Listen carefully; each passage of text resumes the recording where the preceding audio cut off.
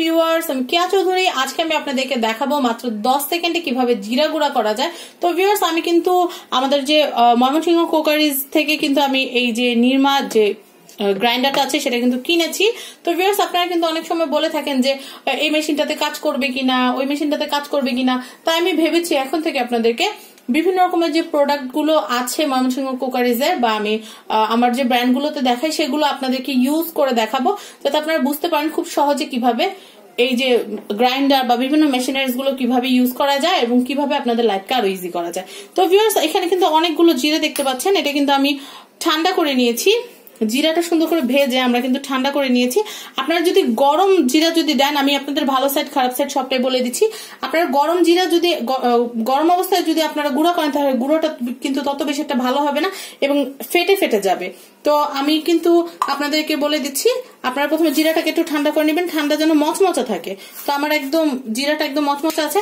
আর এটা কিন্তু খুবই ভালো একটা মেশিন। আপনারা চাইলে দারচিনি, তারপর তেজপাতা সবকিছু কিন্তু এটাতে একবার গুঁড়ো পাউডার করে ফেলতে পারবেন। তো আমি জিরাটা দিয়ে দেখাচ্ছি কিভাবে মাত্র 10 সেকেন্ড, মাত্র 10 সেকেন্ডে এই জিরাগুলো আপনারা গুঁড়ো করতে পারবেন। আমি একটু দেখাচ্ছি।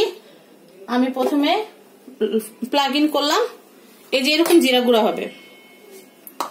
তো আমি জিরা দিয়ে দিচ্ছি। জিরাটা দুইবারে লোড করব, দুইবারে আমার প্রায় 10 সেকেন্ডের মতো লাগবে। আমি জিরাটা দিয়ে দিলাম। এরপর আমি যে কাজটা করব, ঢাকনাটা দিয়ে দিচ্ছি। এরপর আমি যে কাজটা করব, এই যে আপনারা দেখতে পাচ্ছেন এইদিকে কিন্তু একটা সুইচ আছে, আমি সুইচটা প্রেস করব।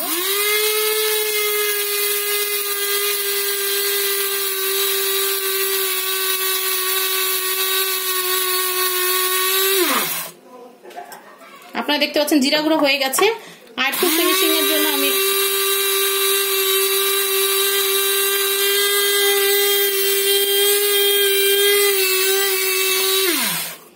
আমার জিরা গুঁড়া হয়ে গেছে।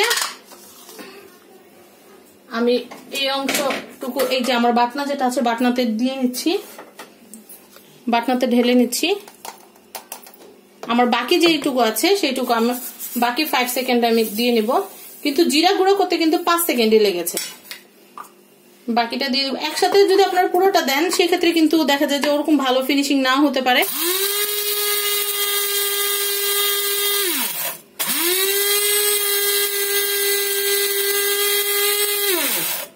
এটা কিন্তু খুবই ভালো একটা মেশিন। আমি আপনাদেরকে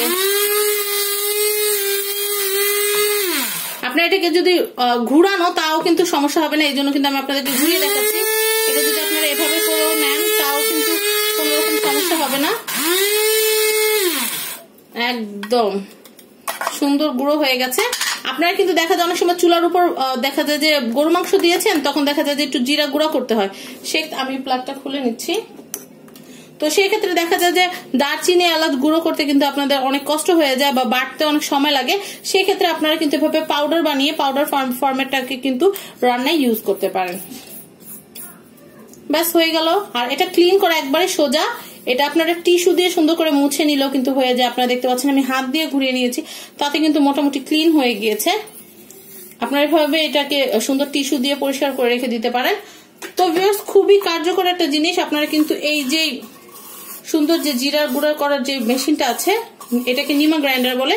এই নিমা গ্রাইন্ডার কিন্তু আপনার বিভিন্ন পেজে দেখেন যে অনেক দাম, প্রায় দেখা যায় 900-1000 টাকা দেওয়া। কিন্তু আমার মনে হয় এই যে নিমা গ্রাইন্ডারটা আপনারা 700 থেকে 800 টাকার ভিতরে কিন্তু আপনারা আমাদের ময়মনসিংহ কুকারিজ থেকে কিন্তু কিনতে পারবেন। আমি একটু নাম্বারটা বলে দিচ্ছি, 01924613649। আমি আবার বলছি 01924613649। এটা হচ্ছে রোকন ভাইয়ের নাম্বার। এই নাম্বারে ফোন করে কিন্তু আপনারা ময়মনসিংহ কুকারিজ থেকে এরকম চমৎকার যে নিমা গ্রাইন্ডারটা আছে এটা কিন্তু কিনে নিতে পারেন।